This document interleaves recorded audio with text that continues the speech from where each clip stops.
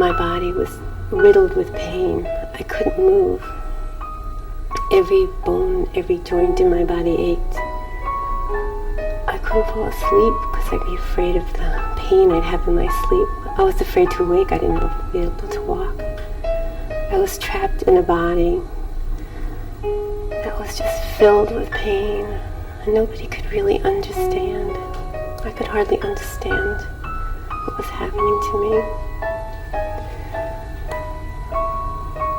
It was so pathetic.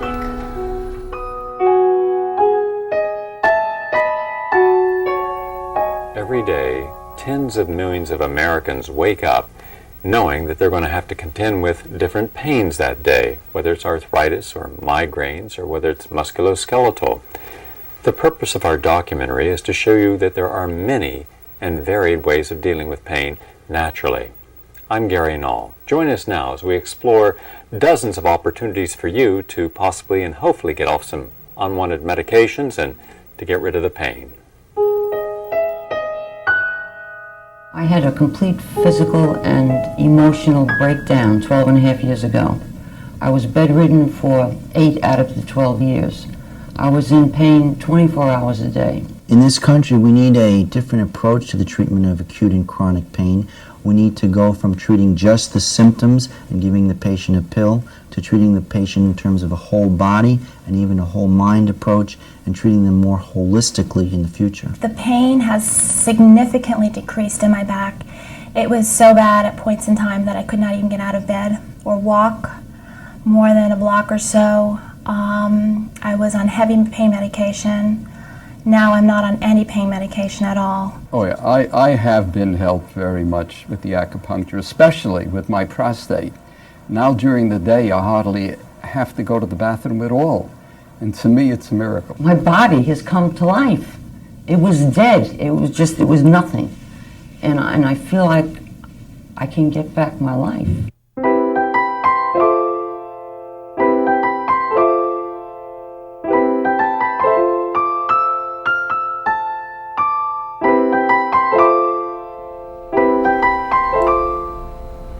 It's hard to say that it's probably the best thing that has happened to me. It has put me on a path that is so beautiful. I have discovered inner peace. I have discovered that the body is just a container.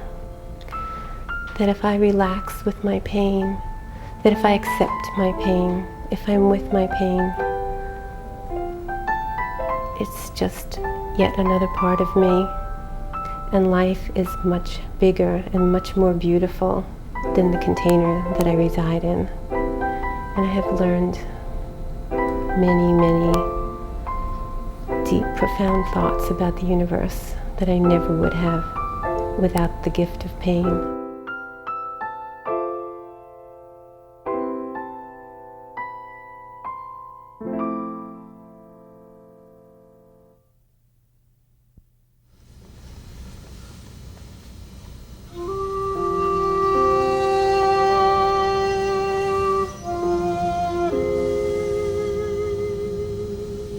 Shiatsu is an oriental form of healing.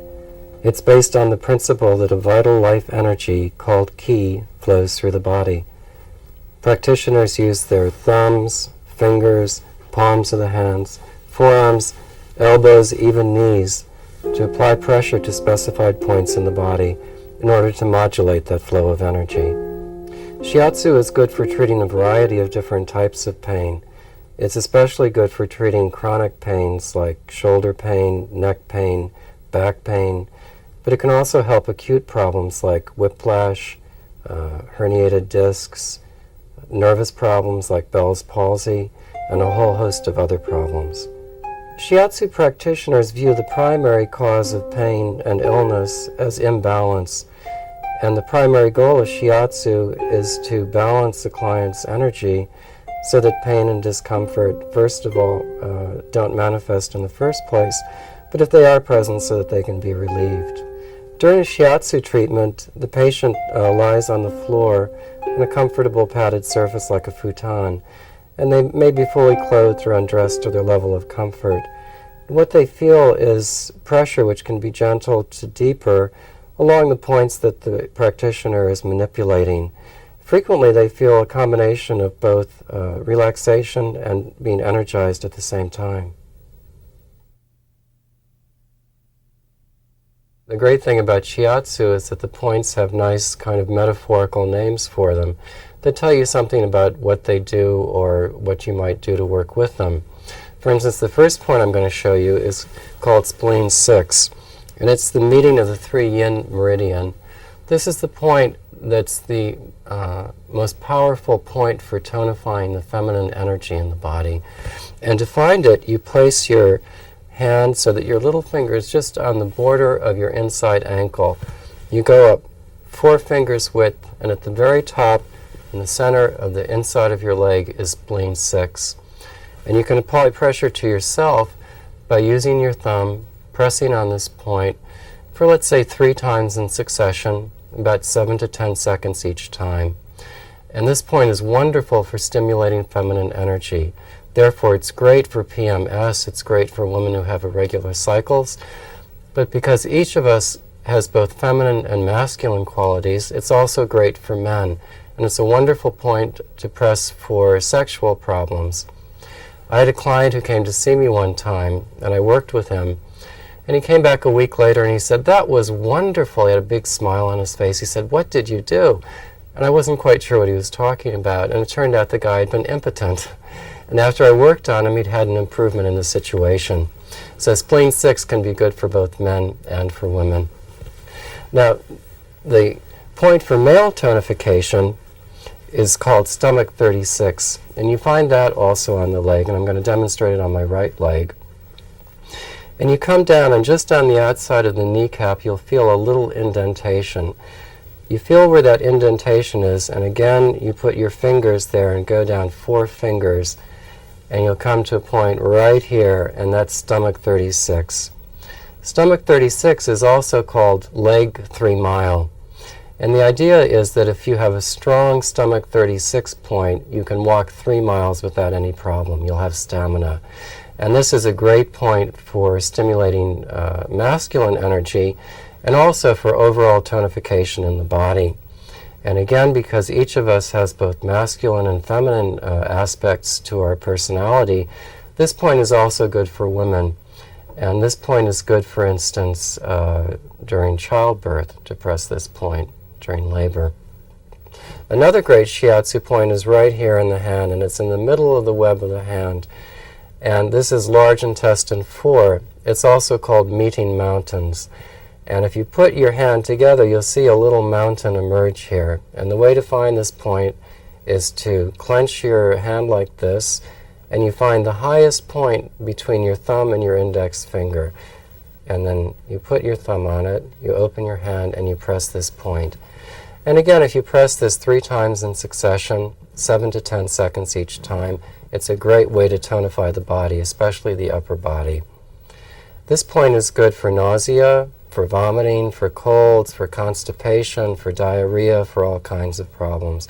And it's a great overall energy booster, so I encourage you all to try it. Another powerful point is on the inside of the forearm, and it's called pericardium 6. Its Japanese name, translated into English, means inner gate, and it's a kind of inner gate. To find this point, you flex your hand a little bit, and you're going to find 2 tendons that pop up right on the inside of the wrist here. And what you do is you go up about 2 inches, and you press right in here into pericardium 6. This is a great point to press for nausea. So it's great for women who have morning sickness. It's also great for anyone who has motion sickness. Another great point in the hands is right in the middle of the palm, right here. And anytime you're feeling especially stressed out at work or with your relationships with other people, just press this point, and it's great for relieving it. Again, 3 times in succession, about 7 to 10 seconds each time. Anyone who has any kind of problems with their sinuses, runny noses, allergies, colds, sinus infections is going to love this point. It's right here in the crease of the nose, and it's called welcome smell. And anyone who's been blocked up knows that any smell is welcome after you clear out your nasal passages. And to approach this point, you take your index finger and kind of come in at a 45-degree angle right into this crease. And what you do again is apply pressure, maybe 3 times, 7 to 10 seconds each time. And you can do this on both sides of the face. I suggest that you don't do both at the same time because you're going to cut off your breathing if you do that, and you want to be comfortable. And any of the points which I've been demonstrating you could do on either side of the body because the meridians are bilateral and they run through both sides.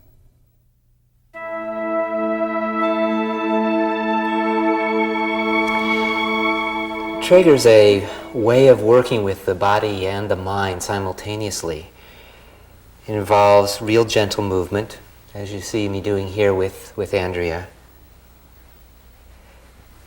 What we're aiming to do is increase the pleasure in the quality of the tissues and decrease the feeling of restriction or holding or pain. The way it works exactly is to reach into the subconscious functional mind with particular qualities of movement, of posture, of sensation inside the body. I might work with movement that's very small and internal, as I was just doing, or work with movement that's out in the peripheries, out in the limbs, using the limbs as a handle to reach down into the core of the body. Nothing that would alert the body that pain was on the way, that discomfort was about to happen. Nothing that would tighten in or cause her to tighten in on herself, since that's where a lot of the painful circumstances arise in our bodies, is from the accumulated action of tightening in on ourselves. What we aim to have the person experience is a quality of movement that can reach way inside. Yes, that's a lovely breath. Way inside into the central nervous system, a quality that is both pleasurable and opening, lengthening, softening, to both the muscle tissues, so opening to the joints and the movement in the joints, and to the central nervous system itself, a quality of softening that results from the soft touch that we use. Clients will feel the results immediately in the first session, and in some cases, if it's just a mild discomfort, that may be enough to release the pain and allow them to go back to their normal everyday activity. Most of my clients see me over a series of sessions, though, because the repetition of the information into the body-mind allows them to relearn how to go about daily activity with a different quality sense. The kind of pain that I see most often in my office are the neck and upper back pain issues, migraine headaches, sciatica that results especially from the holding patterns in the low back and in the pelvic rotator muscles, TMJ, the clenching of the jaw, the pain that results from that, carpal tunnel syndrome. These are all most often caused by repetitive motion of a constrictive kind.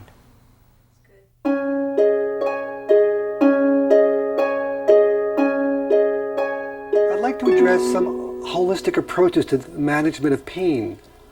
One of the most important to begin with that's available for everyone is practicing relaxation. The relaxation itself helps to quiet and calm the nervous system because frequently the pain itself, when it has a layer of stress on top of it, actually makes the pain worse. And I've seen many people practice relaxation and have their pain levels decrease significantly. Another very important area is that of touch. We're human beings and touch is so important to us. Like babies love to be touched. We forget as adults also we like to be touched, and it's important. Last year I was in Florida visiting a friend of mine, a 71-year-old man named Bill. And Bill has chronic pain, chronic abdominal pain. In fact, when I came to visit him, he was lying back in a recliner just moaning and complaining about pain. It's been going on for days. No one else is home in the house. So I began to massage Bill. I began to massage his hands and his arms. I then began to massage his feet. And it was unbelievable, even to me, the doctor who's seen many things happen like this. his body began to quiet. And for 3 days he had been in chronic pain. When his wife and some other family members came to visit or came back to the house that afternoon, Bill got up and was walking around for about 5 or 6 hours like he had been in no pain ever. It was almost a miracle. It reminded me again about the importance that we have as human beings to touch each other. Probably one of the most significant areas is humor. Many of you have probably heard of Norman Cousins, former editor of the Saturday Review. In the 1960s, he was hospitalized with a condition called ankylosing spondylitis. He was in a tremendous amount of pain. He was on pain medications. He was told that he may in fact be in chronic pain for the rest of his life. Fortunately, he was knowledgeable enough to know that the mind, body have a very important impact on each other. And he had realized that the negative thoughts and stress can produce negative effects in the body. And as he recounted what had been going on for him in the previous few weeks, he realized he'd been under a tremendous amount of stress. Cousins did something that really opened up mind-body for so many of us in the healing arts. He realized that if you can create the disease and pain with stress, through the use of humor, you can begin to mitigate that situation. So he actually brought into his hospital room movie cameras. This was way before videos. And he would have the nurses show funny movies in the actual hospital room. Marx Brothers, things like that. He would have other patients walking down the hall to spend time in his room. It actually began to become chaotic in the hospital itself, because so many people were just laughing in a hospital. You're not supposed to do that in a hospital. Cousins, they would do blood tests on Norman Cousins before and after watching the videos or the movies. His blood test would always get better after laughing. He would need less pain medication. He got better much, much quicker to a condition they weren't sure he would even heal from, and he attributes a great deal of that to the fact that he was able to laugh. One of my greatest joys in practicing medicine is helping people become empowered to take care of themselves. This friend of mine recently told me of an incident of how he used a technique that I had taught him many years ago.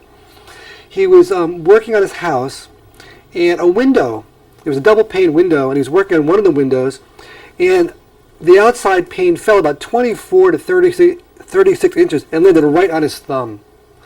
And his initial reaction in his mind, he said, he could already visualize all the broken blood vessels, all the black and blue, all the pain and discomfort he was going to have. But he remembered that I had taught him a technique about how to place your hand over the area that's been injured. So he said, almost instinctively, he took his right hand, placed it over his left thumb, took a couple of breaths, and based on another technique that I had taught him, was to invite all the other cells of the body to, in that moment, send healing energy to his thumb. Because all the cells of the body are part of the same community, so they want to help each other out. So he said he stood there for about 2 or 3 minutes, took his hand away, there was no pain, there were no broken blood vessels, there was no swelling, there was no evidence of any injury. He was so sky high. And then when he told me, I was ecstatic, because I want people to be in charge of their lives.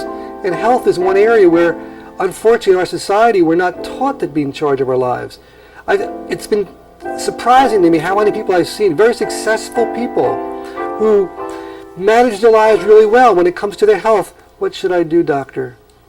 I want people to be able to manage their lives in all aspects, including their health.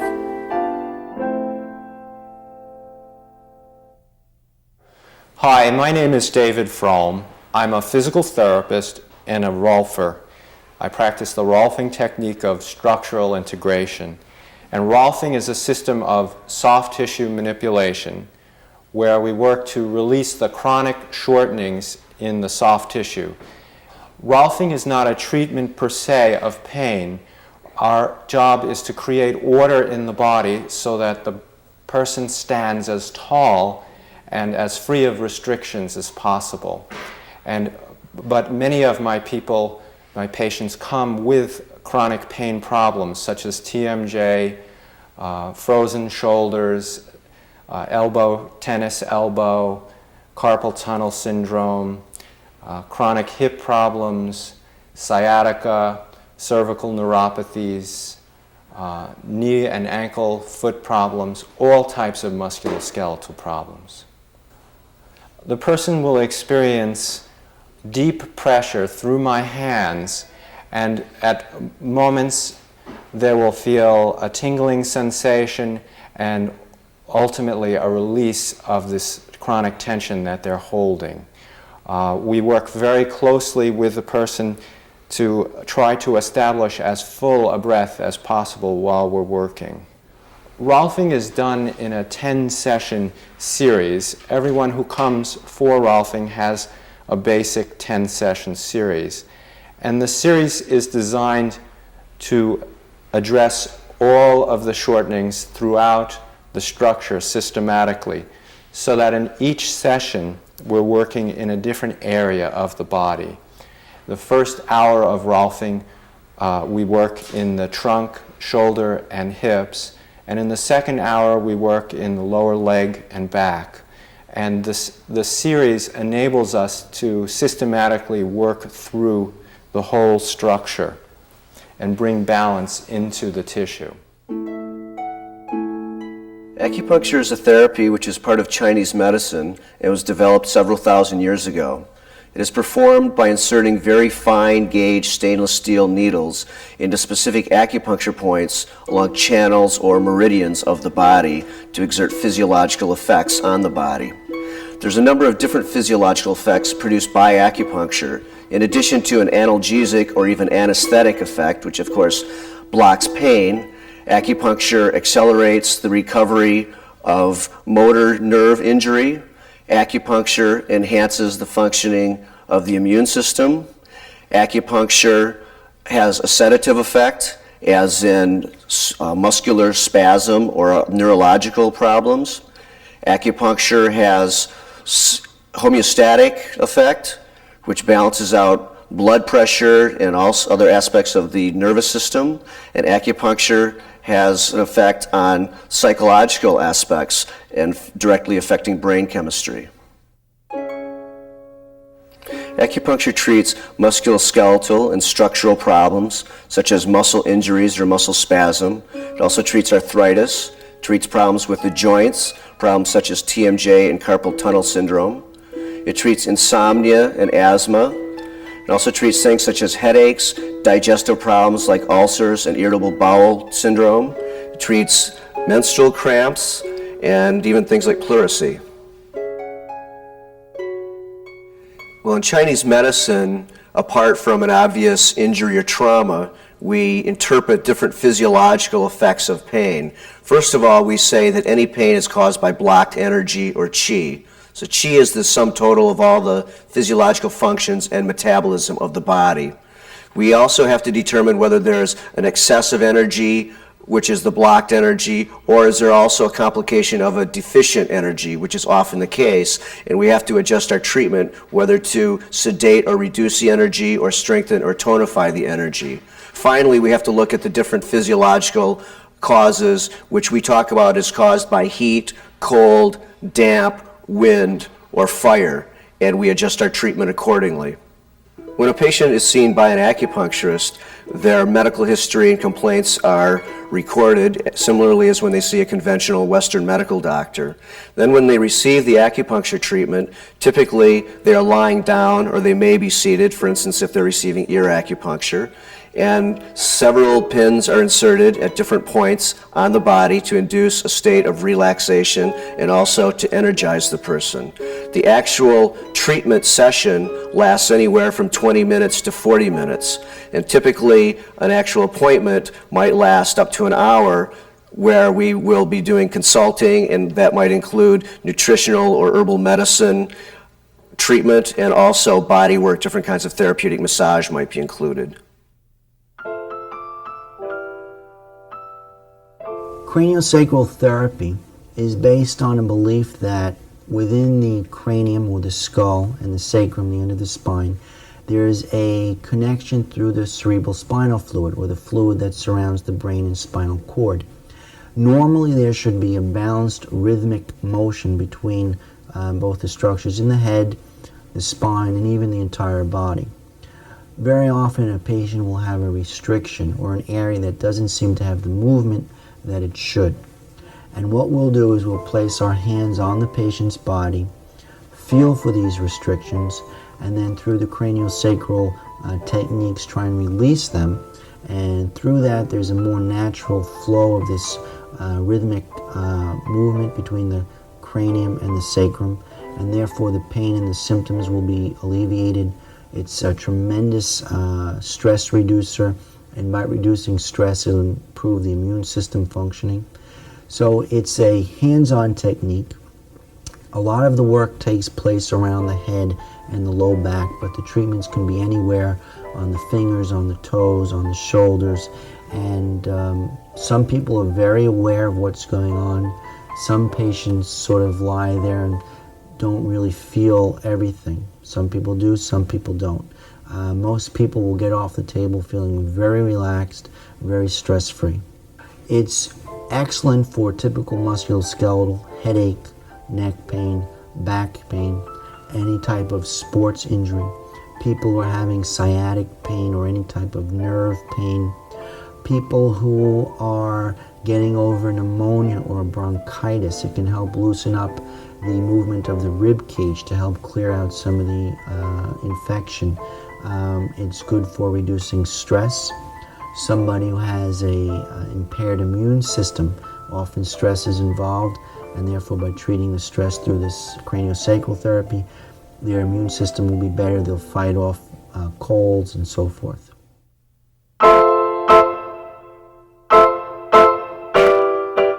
Herbs are used to affect pain because they eliminate the underlying problems that keep the pain there. For example, some pain is inflammatory pain. It's hot, it's pounding pain. We all know we've had it. Some pains are due to toxins that need to be cleansed. Herbs can be used, and here are many of them, can be used to eliminate not only pain, but the underlying causes of pain. These are simple home remedies that many of you have. Some of you might have an aloe plant at home. This is more easily used than your aloe plant.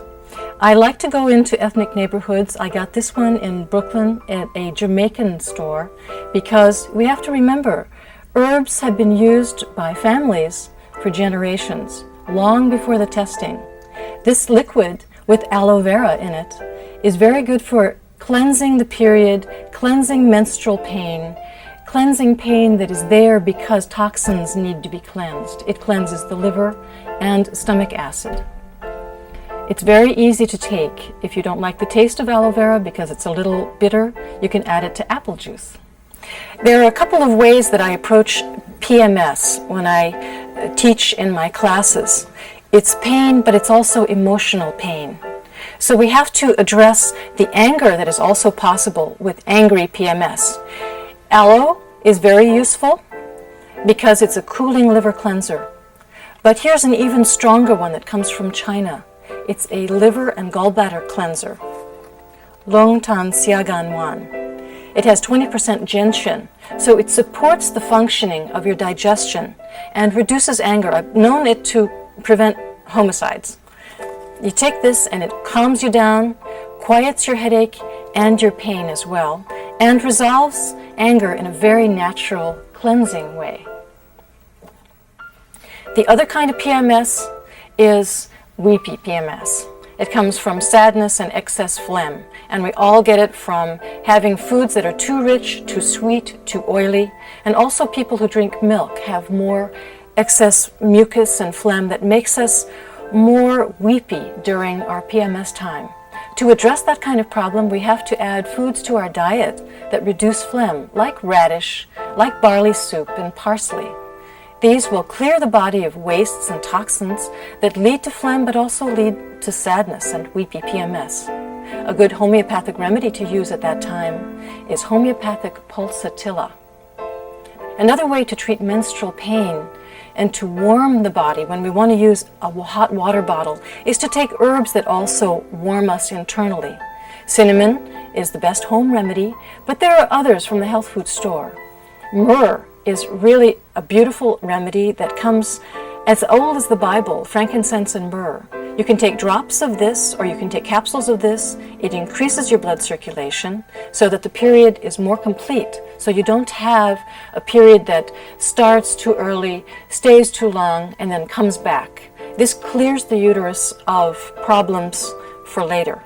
So you can take capsules of this and you can also take drops of this in your tea. A good combination of a warming and a cooling remedy together is a 1/4 cup of aloe vera gel and either 10 drops or 1 capsule of myrrh. And if you don't like the taste of that, add it to apple juice. So you have the cleansing properties of myrrh, you have the cooling properties of aloe in a daily remedy that will prevent menstrual pain and congestion that could turn into endometriosis, tumors, and all kinds of problems you want to avoid.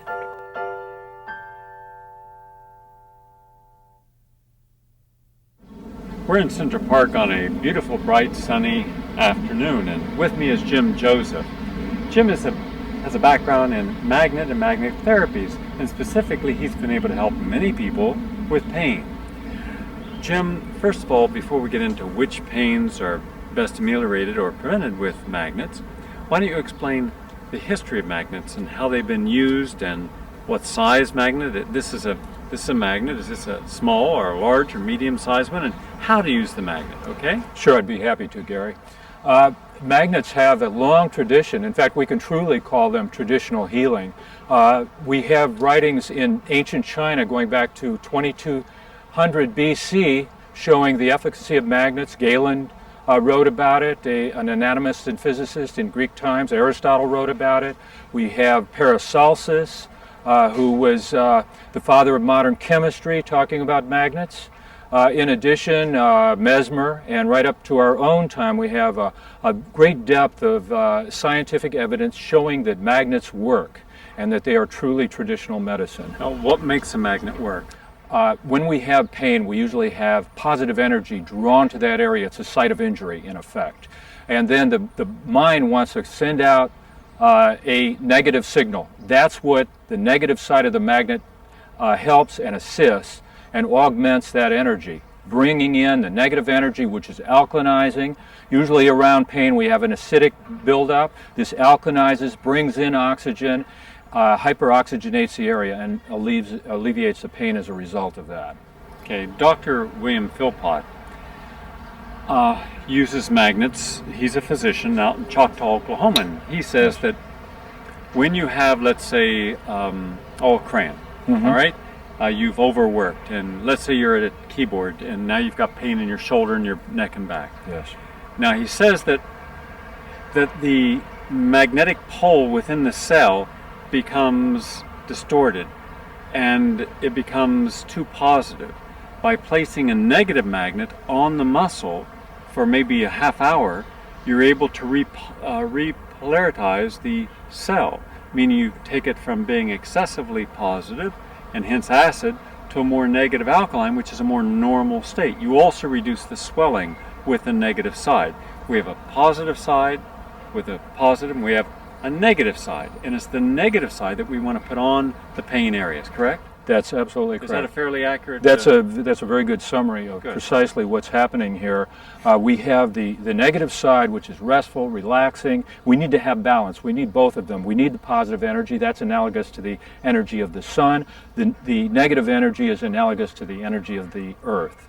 And we're very often divorced from this negative healing energy through modern man's activities and the fact that we're in a highly positive state with electromagnetic fields that's beating at 60 hertz. These become extremely stressful. So in other words, a person working at a computer, sleeping with an electric sleeping blanket, around, let's say, some digital clocks, even your little night table clock, your television set, some of the wiring in your house, all that throws out an electromagnetic pulse, but that is not working on the same frequency as your normal electromagnetic pulse in your body. As a result, that can cause disharmony and, in time, disease. Absolutely. So by first trying to keep as far away from these as possible, and in the second state, to use a magnet. See, I wear a certain type of magnet here. This is really neat because this is not only magnet in here, but it actually takes all the electromagnetic pulses from. I work at a radio console all day long. I do a radio show, And it's very polluting, because when I put my Gauss meter up that actually reads the amount of electromagnetic pollution, it goes off the scale. Sure. It's over 100. 100 Gauss. And beyond 3 or 4 is considered dangerous. That's right. So this takes those electromagnetic vibrations, changes their frequency so that it doesn't hit my body. Excellent. Instead, what hits my body is something very positive. Since I've been wearing this, I've had more energy, even when I run and I race. So we have many ways of taking all this background electromagnetic pulses, overhead power lines, and by using magnets, we can help rebalance that body. Now, what about a person that has pain because of swelling from edema? That's very common. Yes, it is. It is very common. And the way we deal with that is with negative energy, not directly on the site, but up from the side toward the heart, and we can pull the edema away from that site. Once the edema is pulled away, then we can put the magnets on the site. All right, so let's say right now, let's say I had edema in my calf, and it was all swollen up here. Where would you put the magnet? I would put it above the knee. You put it right in here. That's right, I would. And that would draw the negative magnet.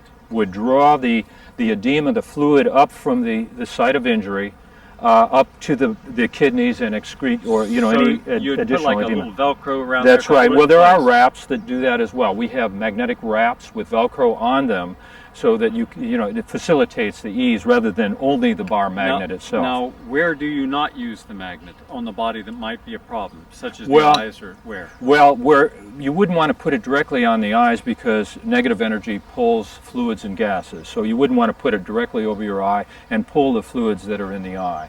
You could use a negative magnet off to the side if you didn't have glaucoma. If you were talking about cataracts, it will help reduce oxidation and free radical development because of the negative energy. So this pulls oxygen into the cell. Absolutely. Oxygen is paramagnetic. So what you're doing is, when you breathe, you're pulling in the negative oxygen, the negative magnetic field from the earth into the body. This is part of the source of our energy. Let's say a woman has PMS cramps. That's a bad pain. Mm-hmm. Yes. She would put the negative magnet where? On the abdominal area? Where? Yes, just slightly on the low abdominal area. Right in here. That's right, and that would about 2 inches below the belly button. That would be very good. Okay. Now, with one caveat, I would say right after eating, you don't want to do that for an hour, hour and a half after eating, because it will slow down peristalsis. So that's a very important consideration. Okay. Peristalsis is the wave-like rhythmic movement that allows digestion to occur. That's correct. Okay. Now, also, magnets are very good for parasites. They slow down parasites. They'll actually stop eating. You can get rid of parasites using negative magnets. Very effective way to do that. I have friends that are parasites. Will this keep those friends away from me? And it will be very helpful. If I put it here, they say, Gary, I will not borrow money from you this week. Absolutely. That's exactly what you want to do. Good. Zap them. One of the things I've been considering is looking at pain not only as a symptomatic problem, but looking at the total concept of pain, the way we view it. And that is, pain is a messenger. We don't want to kill the messenger, find the cause. And one of the things that magnets can do so beautifully is eliminate cause. They don't just deal with symptomatic relief. So, for example, if you get a magnetic bed pad, Gary, you could lie down on that magnetic bed pad, put a couple magnets behind the head, bathe the pineal gland at the crown of the head in a magnetic field. Will that improve melatonin? Absolutely. This will increase melatonin production, which will give you a sense of well-being and a good, restorative, restful night's sleep. You can knock 2 hours off your night's sleep and feel even more rested than you did with more sleep. Okay. Let's say that you had a magnet that you were sleeping under, right? Yes. And your partner was sleeping under, and you were having sex when they came together. Would you be stuck all night? We're definitely stuck. We won't get into how heightened your sexual activity What's the Gauss I need? We're talking about 200,000 or 300,000 Gauss. What if the magnet kind of goes down? Would it do anything down there? The kind of issues that sell. The kind of issues that really make. Well, all seriousness aside, if one put a positive magnet on the gonads, and I don't suggest people do this, you will get a response. Well, this has been done in a lot of animal studies. I see. Okay, so it's very important. Yep. Nobody is to get a positive response by putting magnets on your gonads.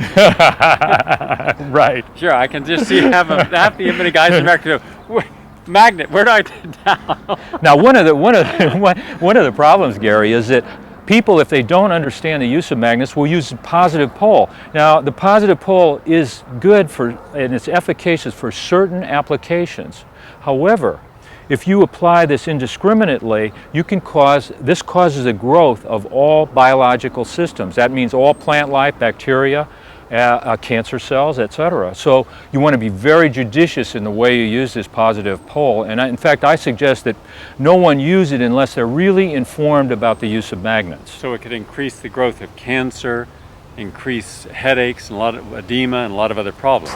Precisely. What are some of the other magnets? Stress relating. Well, let me just give you another.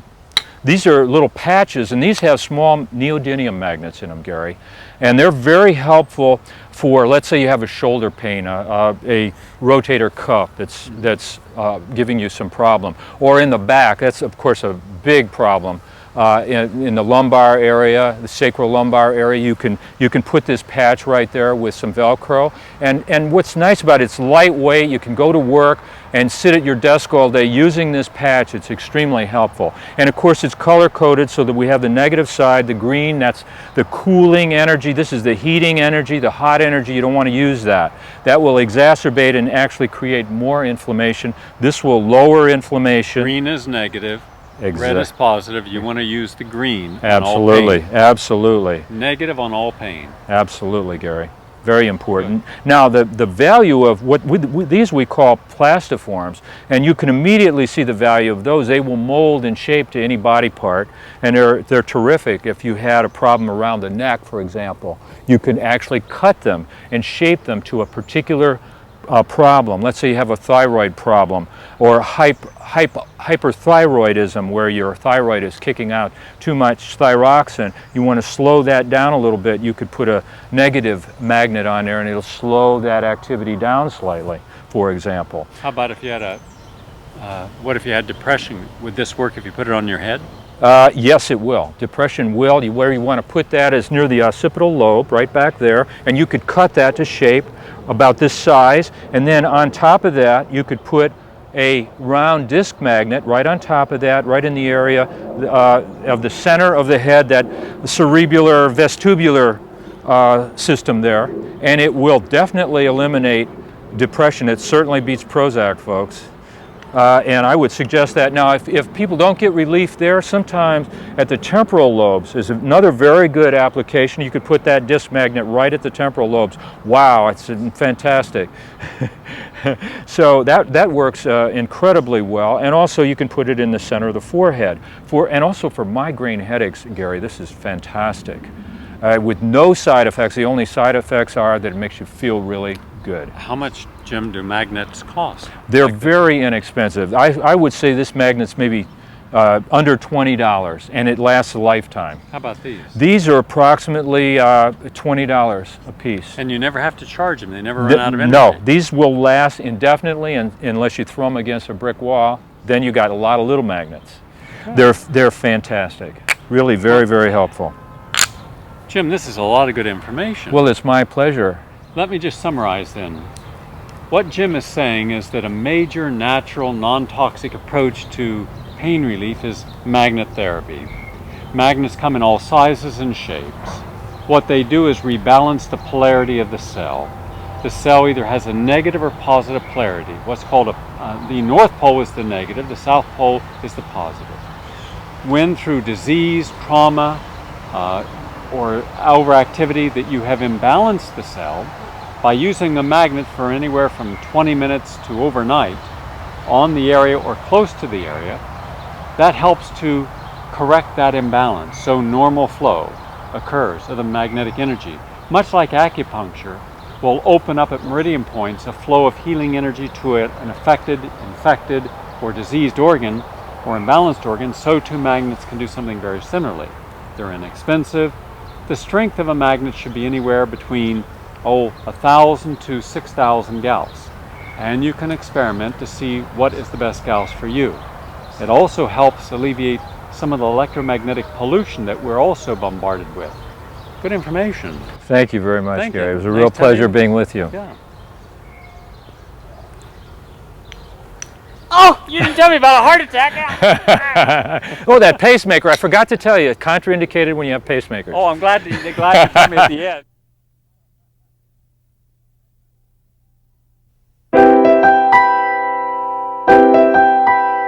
One of the first things you need to look at when you have chronic pain, whether it's from fibromyalgia, TMJ syndrome, carpal tunnel syndrome, just not feeling well, any type of arthritis, any type of lower back or spinal column disorder, all those things are good reasons to really look into the antidepressant activities of nutrients.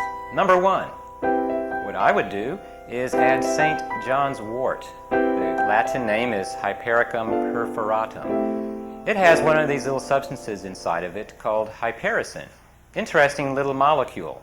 It actually helps work with your brain to make you less depressed. It actually works like the strong pharmaceutical drugs without the downside, without the side effects. Let's take the different kinds of pain. Let's start from the top of your head and going down to the rest of the body. What do you take for what? First, there's headaches, migraine headaches. There's an herb called feverfew, has been quite successful in several studies. Also, magnesium salts. That also includes things for TMJ, which may be caused by muscle spasms of the jaw muscle or actual degenerative joint disease of the jaw joint. If it's the muscle spasm type, these magnesium salts work quite well. Fibromyalgia, which is knotty, tender spots in your muscles, the magnesium also has a calmative effect.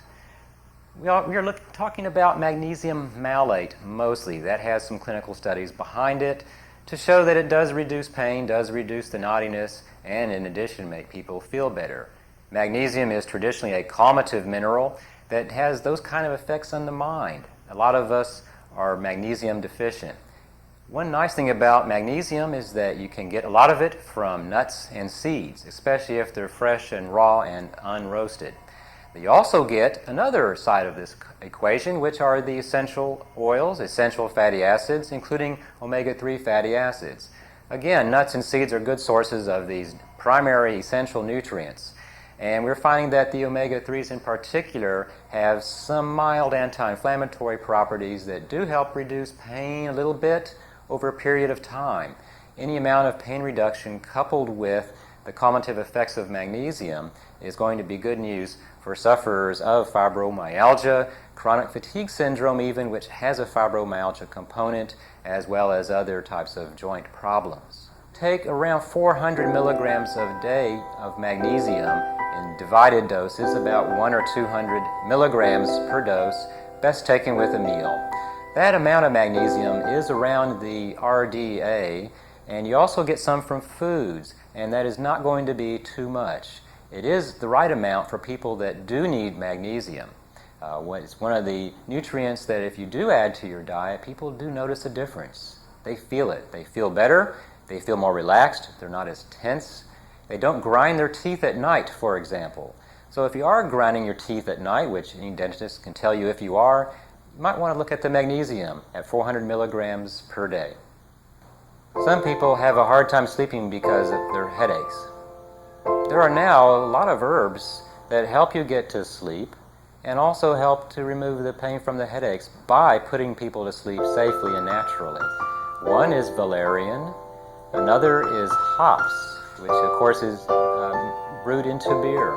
One of the reasons that a lot of times when you drink beer you fall asleep. It's also the alcohol, but often the hops. There's other herbs such as skullcap. There's passion flower leaves. These herbs are available as both pills and tinctures, and they all tend to work quite well. You might need to take different amounts to see what works best for you. Usually, starting low is the best way to go, at 1 or 2 pills half an hour before bedtime. Mixtures or combinations of these different herbs is probably more effective than just one at a time. Another newly arrived compound on the scene to help people go to sleep, have natural sleep patterns, natural sleep rhythms, which will prevent people from waking up with those nasty headaches that you get from not sleeping well or being sleep deprived, is melatonin. A lot of people do fine with 1 milligram of melatonin before bedtime. Even smaller doses might work quite well. It's really the body's way of telling us it's time to go to sleep, time to go into deep stage sleep, release reparative hormones. For example, growth hormone is released during deep stage sleep. So melatonin helps tell your brain it's time to go to sleep, it's time to heal, it's time to repair. The pain of PMS and menstrual cramps, again, is something that you have to deal with on a long-term basis. One of the best studied nutrients you can add to your diet is GLA, gamma-linolenic acid. It's evening primrose oil, also black currant seed oil, even borage oil. So these oils are available as pills. You can also try to eat the seeds, but it's really a lot easier to get them from supplements. Again, about 3 to 6 of these pills per day of a GLA source of oil have been shown after 1 or 2 cycles to help reduce the pain of menstrual cramps. Vitamin E is also another successful adjunct with the GLA oils to help reduce painful menses. Vitamin B6 has been used at 100 milligrams per day. More doesn't seem to help for most folks. Also, magnesium. Again, magnesium seems to help smooth out muscle contractions all over the body, and that would also include uterine cramps. Again, you want to be consistent with your supplementation for at least 1 or 2 months to make sure that you do replete the tissues that need it the most, and they'll respond by acting more correctly, which means reduction of pain. Carpal tunnel syndrome. We've all heard a lot about it. Some of us might even have some of those fancy keyboard attachments to prevent it. It's an overuse injury to the tendon sheaths in your wrist. They get inflamed, they squeeze the nerves, your hand tingles and goes numb. About 1/3 of the people with carpal tunnel syndrome can be effectively cured by simple administration of vitamin B6 at 100 milligrams per day, usually. Vitamin B2 can also be added at 50 milligrams per day. That works great for some of the people. What about the rest? That's what we're still working on. Another very common syndrome is TMJ, or temporomandibular joint syndrome. There's 2 major causes. 1, muscle spasms of the jaw muscle. Number 2 is degenerative joint disease. In other words, the cartilage in your jaw joint is wearing out and your jaw is not functioning properly. Okay, what do you do if you have the muscle spasm variety? Magnesium seems to help a lot. Again, very calmative to the muscles, very helpful for the depression in the brain as well. Number 2, if you have the degenerative joint disease kind, which is usually associated with a lot of clicking and popping of the jaw joint when you move it, then you're going to have to use the nutrients that help restore and rebuild cartilage. That's primarily glucosamine, chondroitin sulfate, and again, magnesium is always a good idea. Manganese. Vitamin C, you want to take at least 2 to 4 grams a day. I personally like 4,000 milligrams or 4 grams a day in divided doses. Now, how much of the glucosamine should you take? The clinical studies in Europe say 1,500 milligrams per day in 2 or 3 doses. Chondroitin sulfate, about the same. You need at least 1,000 milligrams to let it get into your joint tissues and help restore and rebuild the healing properties that are always there in your joint. Looking at the spine, there's a lot of low back problems, a lot of low back pain, many reasons, many causes. Sciatica, for example, is a pinched nerve. We can go to a chiropractic physician or an osteopathic physician. They can offer considerable relief. One way to help reduce the inflammation at the nerve root that is causing a lot of the pain that goes down into your leg, one way to reduce that is to use proteolytic enzymes. These are things like bromelain or papain or even trypsin or chymotrypsin. What these things do is they support the natural healing properties of the body. When our body has inflammation, it is using its own proteolytic enzymes to help resolve the inflammation and initiate the healing process. A lot of musculoskeletal pain is from chronic overuse of muscles. This could be overtraining in athletes. This could be somebody that does have muscle spasms, which actually is just like overtraining in exercise, except that you're not moving anywhere. but the muscle is still building up lactic acid. There are many ways to remove lactic acid from the muscles by providing the right nutrients. I think one of the most important would be L-carnitine. It allows your body to burn fats, and in so doing, it actually soaks up a lot of the lactate to prevent it from getting out. Another thing that is helpful with the muscles are the methyl donors, one of which is DMG at about 100 milligrams per day. This nutrient has been studied in exercise physiology settings. Some studies have been positive, some negative, but it has been verified that it can reduce lactate when taken in the right amounts. One of the other important antioxidants that helps reduce muscle soreness after exercise is vitamin E. At doses between 400 to 800 international units per day, it has prevented the leakage of enzymes out of the muscle. What that means is that vitamin E is actually protecting the membranes in the muscle cells, and that leads to less soreness and less pain, especially if someone is an avid exerciser. Also, if somebody does have chronic muscle spasms, it can tone down the damage that these spasms cause to the muscle cell, thereby reducing some pain.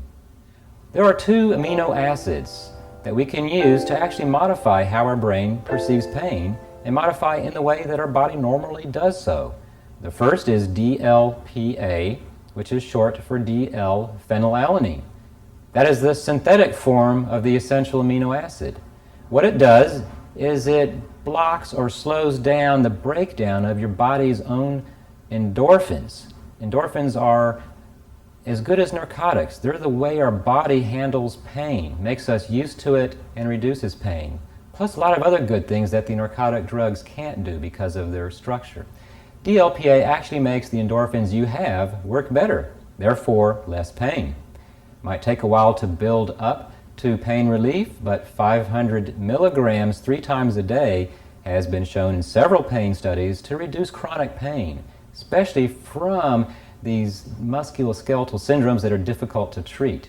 People that have previously taken analgesics can often get off of their analgesic or pain-killing medication by using DLPA. Again, not an immediate relief like aspirin, but it can still reduce pain. What I would like to say is that there are now many ways to nutritionally enhance your body's ability to reduce pain. Working with the body is how nutrients actually function, rather than overwhelming receptors or changing dramatically how a body perceives pain. I think it's a much better approach to deal with the body the way it wants to work, enhancing, supplementing the body's effects with particular herbs, with particular amino acids, with the minerals magnesium, with vitamins, and with other endogenous compounds such as SAM in the future. There we have it. So many different ways of dealing with one of the major problems in our society, chronic and acute pain. Hope you found it interesting. I'm Gary Null. Thank you very much for watching.